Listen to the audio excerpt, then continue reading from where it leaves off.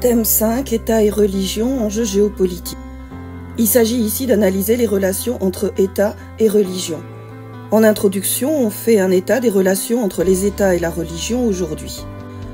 Dans un premier point, on voit que le fait religieux reste important à l'échelle mondiale. On étudie le fait religieux et non pas la religion en elle-même, ni les croyances. On a ici un histogramme qui donne la répartition de la population mondiale selon l'appartenance spirituelle en pourcentage. Ces données sont toujours à questionner dans la mesure où, en général, elles sont relevées sur déclaration. Cependant, elles donnent une idée d'ensemble. On voit ici les deux principales religions chrétiennes et musulmanes, suivies par les hindouistes et ceux qui se déclarent agnostiques, c'est-à-dire qui ne se prononcent pas sur l'existence de Dieu, au contraire des athées qui la nient. Le fait religieux est diversifié dans le monde. On a la grande famille du christianisme, avec ses différentes branches, catholicisme, église orthodoxe, protestantisme. La grande famille de l'islam, entre le sunnisme et le chiisme principalement. Le bouddhisme et les autres religions, judaïsme, hindouisme, shintoïsme au Japon. On peut aussi distinguer les religions dites du livre, le christianisme et le judaïsme qui se fondent sur la Bible, l'islam qui se fonde sur le Coran et les autres qui relèvent de philosophie de vie, plus que de la lecture d'un livre sacré. On peut aussi distinguer entre les religions monothéistes, christianisme, islam, judaïsme et les autres, comme le shintoïsme, l'animisme, qui vénèrent des esprits, en particulier liés à la nature. Croire est donc un fait mondial, comme le montre ici cette carte basée sur le taux de réponse oui à la question « Est-ce que la religion est importante dans votre quotidien ?» et en particulier dans l'hémisphère sud, en Afrique et en Asie. Ne pas croire est un fait par contre peu fréquent.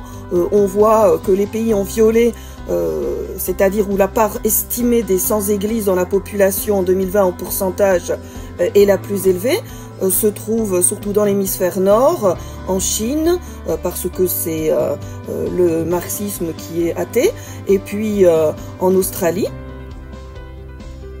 À l'échelle non plus mondiale mais régionale, ici à l'échelle de l'Europe, on trouve aussi des différences, par exemple entre le nord de l'Europe et le sud plus croyant, entre l'ouest un peu moins croyant et l'est plus croyant.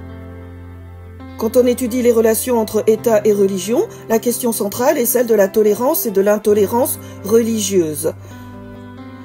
La tolérance aujourd'hui, c'est le fait d'accepter une personne, quelles que soient ses croyances.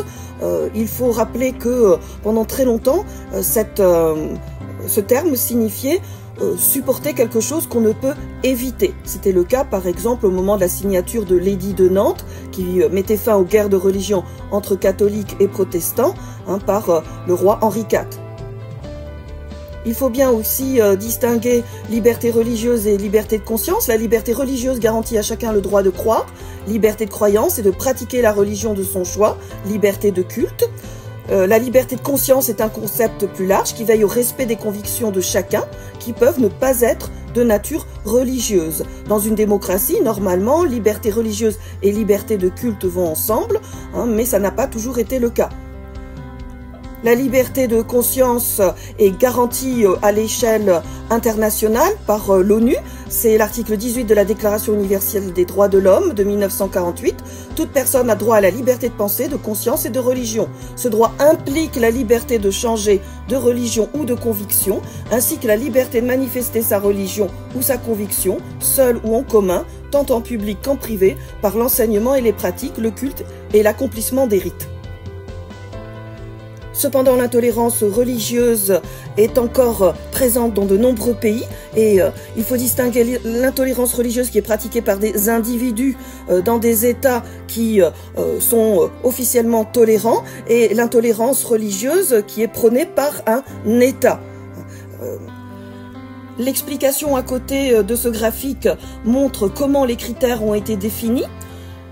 Et on voit ici sur le graphique, en rouge, à droite et en haut, là où il y a le plus de restrictions légales de la liberté religieuse et en même temps un niveau d'intolérance des opinions publiques. Hein, c'est donc le cas de la Chine, de l'Iran, l'Indonésie, la Turquie, la Russie, l'Égypte, le Pakistan, l'Inde, le Nigeria. La restriction à la liberté d'expression, la prison, voire même la peine de mort peuvent sanctionner le blasphème, c'est-à-dire l'injure à une religion ou à une divinité. Et faites attention, ce n'est pas l'injure à une personne, qui est autre chose sur le plan juridique, hein, et aussi l'apostasie, qui est la liberté de renoncer à sa religion. Dans les pays où l'intolérance religieuse est menée par l'État, le pouvoir peut être entre les mains du clergé d'une religion, hein, comme le montre ici cette caricature qui concerne l'Iran, hein, d'un point de vue donc américain. On a le chef, guide suprême iranien Ali Khamenei, hein, qui dit « Vous votez, Dieu décide ». Explication de la théocratie. Un État théocratique est un État dans lequel le pouvoir politique est soumis à l'autorité religieuse, voire exercé par un de ses représentants. Et donc on a à l'inverse des pays dans lesquels il va y avoir une volonté de séparer les affaires de l'Église et celles de l'État. On va parler de laïcité, principe selon lequel les croyances et la pratique religieuse sont une affaire individuelle relevant exclusivement de la sphère privée.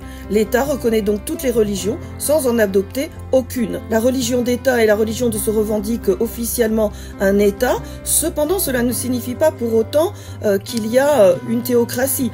La reine d'Angleterre est la chef de l'église anglicane. L'Angleterre est pourtant un pays qui respecte toutes les religions.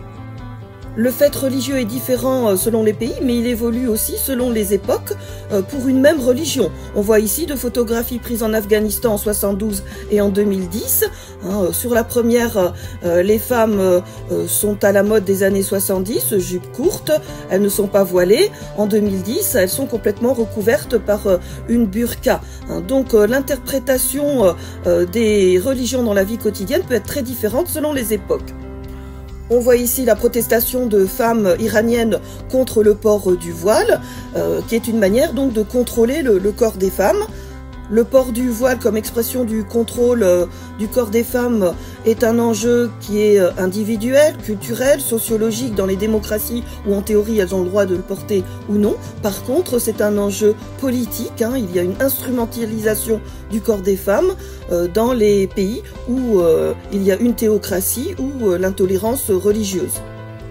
On a ici un cas de minorité musulmane persécutée en Birmanie, le Myanmar, qui a subi donc des persécutions condamnées par l'ONU.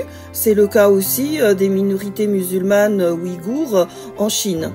Petit 3, sécularisation et laïcisation des sociétés depuis le 19e siècle.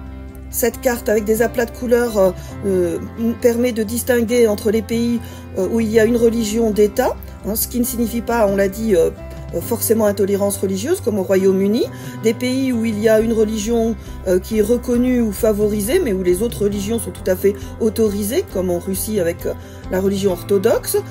En jaune on a les régimes avec une séparation officielle entre État et religion d'après la Constitution. Et en rouge, les États hostiles à la religion, principalement d'anciens régimes communistes, le marxisme étant athée. La sécularisation, c'est le processus par lequel une société relègue la religion dans la sphère privée et adopte des valeurs séculières, c'est-à-dire non religieuses. Autrement dit, le clergé, l'Église intervient de moins en moins, quasiment pas, hein, dans les affaires politiques. La laïcisation, c'est une politique par laquelle un État se sépare d'une Église et refuse de donner un rôle public à la religion. Donc une société sécularisée constitue un terrain favorable au développement de la laïcité. Cependant, il existe des États non laïques dont la société est largement sécularisée. Par exemple, l'Angleterre, le Danemark. Et inversement, il y a des États laïques dont la société demeure peu sécularisée, Pologne, États-Unis ou Turquie, où la religion garde un rôle important sur le plan sociologique et culturel. Vous pourrez regarder de façon plus précise cette petite bande dessinée qui montre le cheminement de la sécularisation vers la laïcisation en France. On a différents types de laïcité. La laïcité de reconnaissance, par exemple aux États-Unis, la liberté de conscience s'exprime dans la sphère publique. La laïcité de contrôle, comme dans la Turquie de Mustafa Kemal dans les années 20. Et la laïcité de séparation, comme en France. Ces différents types de laïcité seront étudiés dans le chapitre 2. Si on récapitule, État et religion aujourd'hui, ce sont des dynamiques religieuses, avec des aires religieuses qui dépassent les frontières des États, un accroissement du pluralisme religieux par la circulation des hommes et des idées. On parle même dans le cadre de la mondialisation et des flux d'informations, d'individualisation de la religion. C'est-à-dire que certains, maintenant, se créent leur propre religion à partir de différents éléments, ou voire même peuvent choisir une religion en dehors de leur sphère culturelle.